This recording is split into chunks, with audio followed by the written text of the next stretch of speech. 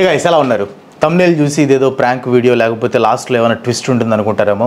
లేదు, నిజంగానే ఛానల్ పోయేలాగా ఉంది. ఎందుకు ఛానల్ పోయేలా ఉంది, అసలు ఏం జరిగింది, ఛానల్ పోతే మీ నుంచి నాకు ఏ హెల్ప్ కావాలో చెప్తాను. సో దయచేసి వీడియోని లాస్ట్ వరకు కంప్లీట్గా చూడండి. మ్యాటర్లోకి వెళ్లే ముందు యూట్యూబ్కి సంబంధించిన కొన్ని విషయాలు మీకు చెప్పాలి. ఇప్పుడు నేను చెప్పబోయేవి యూట్యూబ్లో ఉండి కొన్ని రూల్స్ అండ్ రెగ్యులేషన్స్ అనమాట. ముందుగా వచ్చేసి కాపీరైట్ క్లెయిమ్ లేదా కాపీరైట్ ఐడి క్లెయిమ్ అంటే ఒక కంటెంట్ క్రియేటర్ వేరే వాళ్ళు క్రియేట్ చేసిన material like music, video clips, ఆడియోని కాపీ చేసి తన ఛానల్లో పోస్ట్ చేస్తే యూట్యూబ్ డిటెక్ట్ చేసి కాపీరైట్ క్లెయిమ్ వేస్తుంది. దీనికోసం యూట్యూబ్లో కంటెంట్ ఐడి ప్రోగ్రామ్ ఉంటుందన్నమాట. సో మీరు వేరే వాళ్ళ కంటెంట్ని వాడిన వెంటనే ఇది డిటెక్ట్ చేసి కాపీరైట్ క్లెయిమ్ వేస్తుంది. నార్మల్గా లైసెన్స్ లేని స్టాక్ ఫుటేజెస్ వాడినా, సినిమాలో సాంగ్స్ని మీ బ్యాక్గ్రౌండ్ మ్యూజిక్ లాగా వాడినా, వేరే యూట్యూబర్ వీడియో క్లిప్ని లేదా మూవీ క్లిప్ని లేదా టీవీ షోలో క్లిప్ని మీ వీడియోలో యూజ్ చేసిన ఈ కాపీరైట్ క్లెయిమ్ అనేది పడుతుంది అనమాట. ఈ కంటెంట్ ఐడి క్లెయిమ్ అనేది అంత సీరియస్ మ్యాటర్ కాదు. ఇప్పుడు నేను నా అన్వేషణ తమ్ముడు వీడియోలో ఒక క్లిప్ని నా వీడియోలో వాడాను అనుకుందాం. యూట్యూబ్ కంటెంట్ ఐడి ప్రోగ్రామ్ అన్వేషణ తమ్ముడికి నోటిఫికేషన్ పంపించింది, ఇది ఒక క్రాంతి బ్లాగర్ నీ వీడియోలో క్లిప్ని యూజ్ చేశాడని. దాంతోపాటు అన్వేష్కి 3 ఆప్షన్స్ ఇస్తుంది. వాటిలో ఫస్ట్ వచ్చేసి మానిటైజ్ యువర్ వీడియో. ఈ ఆప్షన్ చూస్ చేస్తే ఆ వీడియోకి వచ్చే రెవెన్యూ మొత్తం అన్వేష్ తమ్ముడికి వెళ్ళిపోతుంది. అంటే నేను అంత పెద్ద వీడియోలో కొంచెం అతను వాడినా కానీ అతను ఆప్షన్ చూస్ చేసుకుంటే ఆ డబ్బులన్నీ అతనికి వెళ్ళిపోతాయి అనమాట. ఫర్ ఎగ్జాంపుల్, నేను గతంలో శంభాజీ మహారాజు వీడియో చేశాను. నాకు స్టోరీ బ్లాగ్స్, ఎన్వటైల్మెంట్స్, ఫ్రీ పిక్ ఇలా కొన్నిటికి సబ్స్క్రిప్షన్ ఉంది. సో ఆ వీడియోలో ఎన్వటైల్మెంట్స్లో మ్యూజిక్ యూజ్ చేసాం. నాకు పెయిడ్ సబ్స్క్రిప్షన్ ఉంది, బట్ కొన్నిసార్లు బై మిస్టేక్ కంటెంట్ క్లెయిమ్ పడుతుంది అనమాట. బట్ యూట్యూబ్ వాడికి మనం ఆ లైసెన్స్ ఇచ్చి రివ్యూ పెడితే వాడు చెక్ చేసి ఓకే చేస్తాడు. కానీ ఏమైందంటే మా ఎడిటర్ వచ్చేసి ఆ సాంగ్ది కాకుండా వేరే సాంగ్ లైసెన్స్ నాకు పంపించాడు. సో దానివల్ల ఏంటంటే యూట్యూబ్ వాడు దాన్ని యాక్సెప్ట్ చేయలేదు. సో ఆ వీడియోకి వచ్చిన రెవెన్యూ మొత్తం ఆ మ్యూజిక్ ఓనర్కి వెళ్ళిపోయింది. అలాగనమాట. నెక్స్ట్ వచ్చేసి బ్లాక్ ద వీడియో. ఈ ఆప్షన్ని చూస్ చేస్తే వీడియో బ్లాక్ అయిపోతుంది. లాస్ట్ ఆప్షన్ వచ్చేసి ట్రాక్ వ్యూవర్షిప్. అన్వేష్ ఈ ఆప్షన్ చూస్ చేసుకుంటే జస్ట్ తన వీడియోని ఎలా యూజ్ చేశాను అనేది చూస్తాడంతే. అన్వేష్కి నాకు మంచి రిలేషన్ ఉంది కాబట్టి ట్రాక్ వ్యూవర్షిప్ అనే ఆప్షన్ని చూస్ చేసుకుని ఎటువంటి యాక్షన్ తీసుకోవడానికి ఉందాం. కానీ మిగతా వాళ్ళందరూ అలా ఉంటారు. 99% మంది మానిటైజ్ ఆప్షన్ని చూస్ చేసుకొని ఆ వీడియోకి వచ్చే రెవెన్యూని వాళ్ళు తీసేసుకుంటారనమాట. లైక్ ఇందాక నేను చెప్పిన ఎగ్జాంపుల్లో ఉన్నట్టు. కాపీరైట్ క్లెయిమ్తో పెద్దగా ఇబ్బంది ఉండదు. యూజ్ చేసిన వీడియో క్లిప్ లేదా మ్యూజిక్ని ట్రిమ్ చేస్తే చాలు, ప్రాబ్లం సాల్వ్ అయిపోతుంది. అది రిమూవ్ చేసినా కానీ నా వీడియోకి పెద్ద ఎఫెక్ట్ ఉండదు అనుకుంటే దాన్ని రిమూవ్ చేసేస్తాం. లేదు అది ఇంపార్టెంట్ ఖచ్చితంగా ఉండాలి అనుకుంటే డబ్బులు రాకపోయినా అలాగే ఉంచేస్తాం అనమాట. అండ్ నెక్స్ట్ వచ్చేసి కాపీరైట్ స్ట్రైక్. ఇది కాపీరైట్ క్లెయిమ్ లాగా కాదు, ఇది కొంచెం డేంజర్. కొంచెం కాదు, చాలా అంటే చాలా డేంజర్ అనమాట. ఎవరైనా స్ట్రైక్ వేస్తే స్ట్రైక్ వేసిన వీడియోని ఫస్ట్ తీసేస్తారు. ఆ తర్వాత యూట్యూబ్ మీకు ఒక స్ట్రైక్ నోటీస్ పంపుతుంది. స్ట్రైక్ వేసిన యూజర్ సాటిస్ఫై అవ్వకుండా 90 days లోపు ఇంకో 2 స్ట్రైక్స్ పడితే ఇంకంతే, ఛానల్ డిలీట్. మీరు ఎంత పెద్ద యూట్యూబర్ అయినా, ఆఖరికి మిస్టర్ బీస్ట్ అయినా కూడా ఛానల్ డిలీట్ అయిపోతుంది.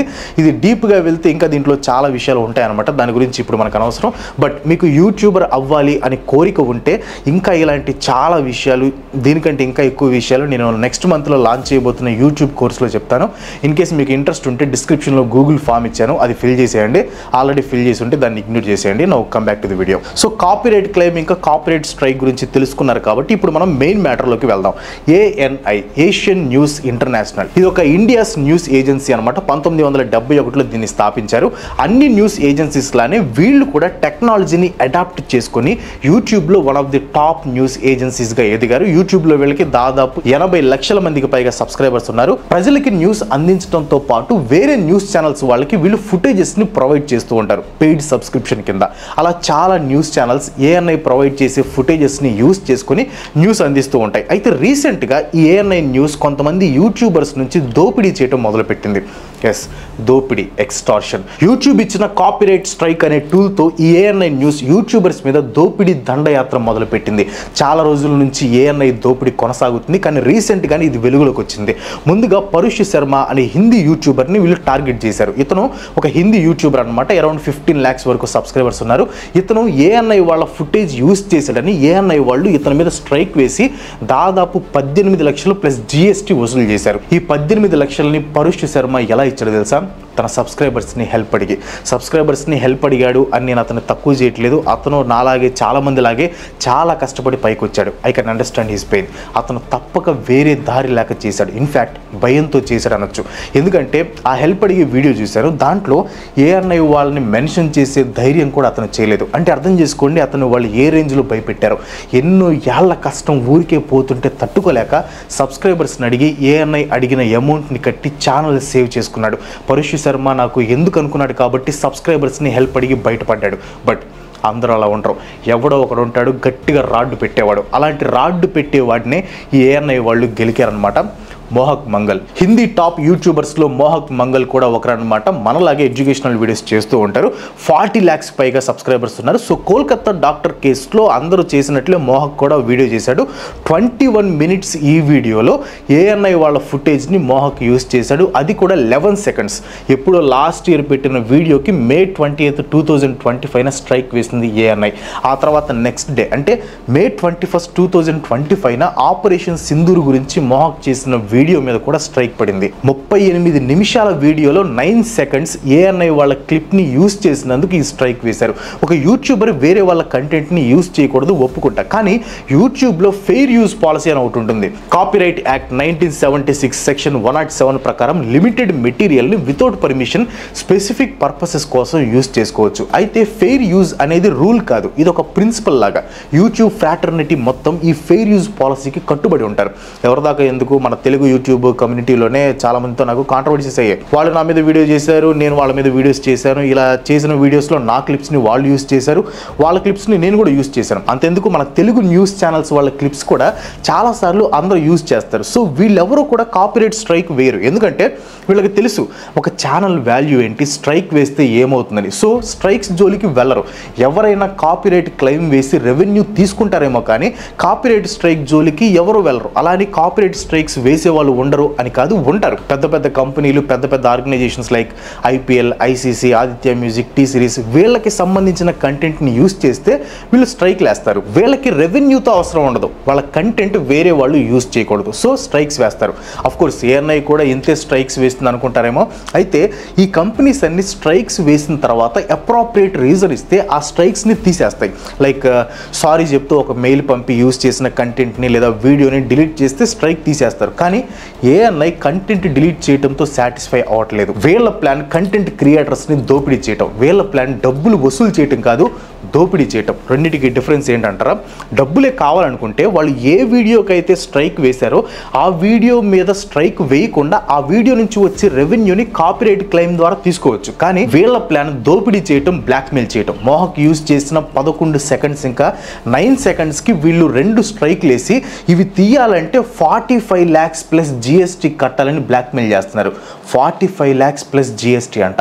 బ్లాక్మెయిల్లో కూడా జిఎస్టీని ఫాలో అవుతున్నారు. చూడండి, ఈ 45 lakhs ఎందుకని మోహక్ టీం వీళ్ళని అడిగితే వీళ్ళ దగ్గర సరైన సమాధానం కూడా లేదు. కాసేపు 45 lakhs ప్లస్ జిఎస్టీ పెనాల్టీ అంటారు, ఇంకొంతసేపు వాళ్ళ యాన్యువల్ సబ్స్క్రిప్షన్ కోసం ఈ 45 lakhs కట్టి వాళ్ళ వీడియోస్ని లీగల్గా యూజ్ చేసుకోవచ్చు అంటారు.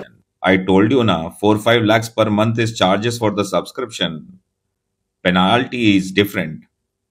We have tried some 7-8 videos. If you consider that one, then 540 is the penalty. And subscription is different. Now tell me that. వినర్గా అసలు వాడు ఏం మాట్లాడుతున్నాడు వాడికి అర్థమవుతుందో లేదో తెలియదు. ఒక పేరున్న న్యూస్ ఏజెన్సీ నెగోషియేషన్ చేసే పద్ధతి ఇదేనా చెప్పండి? స్ట్రైక్ వేయాలి, ఛానల్ డిలీట్ చేస్తామని బెదిరించాలి, యాన్యువల్ సబ్స్క్రిప్షన్ పేరుతో డబ్బులు వసూలు చేయాలి. ఇదే వీళ్ళ బిజినెస్ మోడల్. ఓకే, నిజంగా వాళ్ళ కంటెంట్ని యూజ్ చేయడం వల్ల వాళ్ళకి నష్టం కలిగిందంటే ఆ వీడియోకి వచ్చే రెవెన్యూ డిమాండ్ చేయాలి లేదా ఎంతో కొంత అమౌంట్ అడగాలి. కానీ మరీ 45 lakhs ప్లస్ జిఎస్టీయా? ఇది ఎక్కడ న్యాయం చెప్పండి? మోహక్ మంగల్ ఒక్కడే కాదు, మల్టిపుల్ కంటెంట్ క్రియేటర్స్ని బెదిరించి భయపెట్టి ఏఎన్ఐ వాళ్ళు దందా నడుపుతున్నారు. అయితే మోహక్ అందరిలాగా కామ్గా ఉండలేదు. ఏఎన్ఐ మీద తిరగబడి వాళ్ళ అరాచకం అంతటి గురించి ఒక వీడియో చేసి వదిలాడు.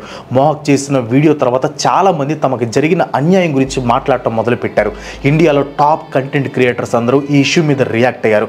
ధ్రువ్ రాఠీ, నితీష్ రాజ్పుత్ లాంటి వాళ్ళు ఏఎన్ఐ చేస్తున్న ఈ అరాచకం గురించి రియాక్ట్ అయ్యి యూట్యూబ్ ఇంకా మన గవర్నమెంట్ దీని మీద యాక్షన్ తీసుకోవాలని అని డిమాండ్ చేస్తున్నారు. మనకి గవర్నమెంట్కి ఏం సంబంధం అంటారేమో. 2024లో నేషనల్ క్రియేటర్ అవార్డ్స్ ఇచ్చారు, గుర్తునే లేదు మీకు. డిజిటల్ క్రియేటర్స్ ప్రపంచంలో ఏ మూలకైనా రీచ్ అవ్వగలరు. డిజిటల్ కంటెంట్తో ఇండియా యొక్క కల్చర్ ఇంకా హెరిటేజ్ గురించి ప్రపంచం మొత్తానికి తెలిసేలా చేయాలని ప్రధానమంత్రి మోదీ గారు అన్నారు. ఒక పేరున్న న్యూస్ ఏజెన్సీ ఇలా పబ్లిక్గా బెదిరించి డబ్బులు వసూలు చేస్తూ ఉంటే ఇంకా ఫ్యూచర్లో ఎవరు కూడా ఈ ఫీల్డ్లోకి అడుగు పెట్టడానికి ధైర్యం చేయరు. మరి గవర్నమెంట్ ఈ విషయంలో ఎలాంటి యాక్షన్ తీసుకుంటుందో చూడాలి. అయితే కొంతమంది ఏఎన్ఐ న్యూస్ వాళ్ళు చేసింది కరెక్టే అంటున్నారు. కాపీ ఎవడో కొట్టమన్నాడు మిమ్మల్ని అని క్వశ్చన్ చేస్తున్నారు. సరే, ఏఎన్ఐ వాళ్ళ పనే న్యూస్ క్లిప్స్ అమ్మటం. చాలా న్యూస్ ఛానల్స్ వాళ్ళు వీళ్ళకి డబ్బులు కట్టి న్యూస్ క్లిప్స్ని తీసుకుంటారు, నేను ఒప్పుకుంటా. అయితే నార్మల్గా యూట్యూబ్ కంటెంట్ క్రియేటర్ ఎవరైనా ఫెయిర్ యూజ్ పాలసీ అప్లై అవుతుంది అనే భరోసాతో ఉంటారు.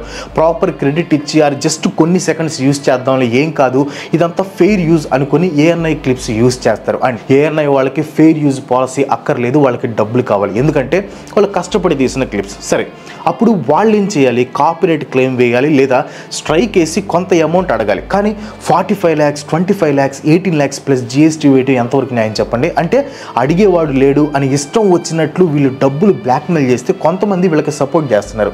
ఆ సపోర్ట్ చేసే వాళ్ళు కూడా ఏ బ్యాచ్ అందరికీ తెలుసు. సరే, అయితే ఏఎన్ఐ కష్టపడి వీడియోలు షూట్ చేస్తుంది కాబట్టి డబ్బులు డిమాండ్ చేస్తుంది అనేవాళ్ళు ఇది చూడండి. ఇక్కడ క్లియర్గా సోర్సెస్ డిడి అని ఉంది, అంటే దూరదర్శన్. అంటే ఇప్పుడు దూరదర్శన్ వాళ్ళకి ఏఎన్ఐ వాళ్ళు డబ్బులు కడతారా ప్లస్ జిఎస్టీతో? దూరదర్శన్ గవర్నమెంట్ది కదా, ఏం కాదులే వాడుకోవచ్చు అంటారేమో కొంతమంది. ఓకే. సరే, ఇంత ఇష్యూ అవుతున్నా కూడా ఏఎన్ఐ మేనేజ్మెంట్ మాత్రం మేము ఇలా డిమాండ్ చేయటం లీగల్గా కరెక్ట్ అని ఆర్గ్యూ చేస్తుంది. అండ్ వాళ్ళ బ్లాక్ మెయిలింగ్ని ఇంకా కంటిన్యూ చేస్తూనే ఉంది. అందుకే ఈ వీడియో చేయాల్సి వస్తుంది. అందరి క్రియేటర్స్ లాగే ఫెయిర్ యూజ్ పాలసీని మైండ్లో పెట్టుకుని నేను కూడా ఏఎన్ఐ వాళ్ళ న్యూస్ క్లిప్స్ని కొన్ని యూజ్ చేశాను. అసలు అవి ఏ వీడియోస్లో ఉన్నాయో కూడా గుర్తులేదు. ప్రజెంట్ అయితే నార్త్ యూట్యూబర్స్ మీద పడ్డారు, రేపో మాపో సౌత్ యూట్యూబర్స్ మీద కూడా వస్తారు. వాళ్ళ పనితీరు చూస్తుంటే ఎవరిని వదిలిపెట్టేలా లేరు. ఒకవేళ వాళ్ళు కానీ తెలుగు యూట్యూబ్ కమ్యూనిటీ మీద పడితే చాలా ఇన్ఫర్మేటివ్ ఛానల్స్, కొన్ని వందల వేల ఇన్ఫర్మేటివ్ ఛానల్స్ పోయే ఛాన్స్ ఉంది. అలా పోయే వాటిలో నాది కూడా ఉండే ఛాన్స్ చాలా ఎక్కువ ఉంది. వాళ్ళతో నెగోషియేషన్ చేసి వాళ్ళు అడిగే అమౌంట్ ఇచ్చే అంత స్తోమత నా దగ్గర అయితే లేదు. నా దగ్గర ఉంది టాలెంట్ అండ్ మీ సపోర్ట్. అందుకే మీ సపోర్ట్ నాకు ఖచ్చితంగా కావాలి. సపోర్ట్ అంటే డబ్బులు కాదు. ఈ ఛానల్ ఎప్పుడు పోతుందో నాకు కూడా తెలియదు. సో నా వేరే ఛానల్ క్రాంతి బ్లాగర్ అన్ఫిల్టర్డ్ని సబ్స్క్రైబ్ చేసి మీ సపోర్ట్ని నాకు ఇవ్వండి. దాంట్లో కూడా మంచి వీడియోస్ పెడుతున్నాను. ఇన్ కేస్ మీకు ఫ్యూచర్లో ఈ ఛానల్ కనిపించకపోతే ఛానల్ డిలీట్ అయింది అని మీరు అర్థం చేసుకుని ఆ ఛానల్ని చెక్ చేయండి please. I hope you guys understand. Already ANI మీద బ్యాక్ క్లాష్ స్టార్ట్ అయింది. happens for the best. No ANI, thank you. No ANI at all. नहीं ये भी नहीं बोलूंगी मैं. ఇంత బ్యాక్ క్లాష్ వస్తున్నా కూడా ఏఎన్ఐ తమకి డబ్బే ఇంపార్టెంట్ అంటూ కంటెంట్ క్రియేటర్స్ అందరినీ తొక్కేసుకుంటూ పోతూ ఉంటే ఇంకా వాళ్ళు అందించే న్యూస్లకి వాల్యూ లేనట్టే కదా.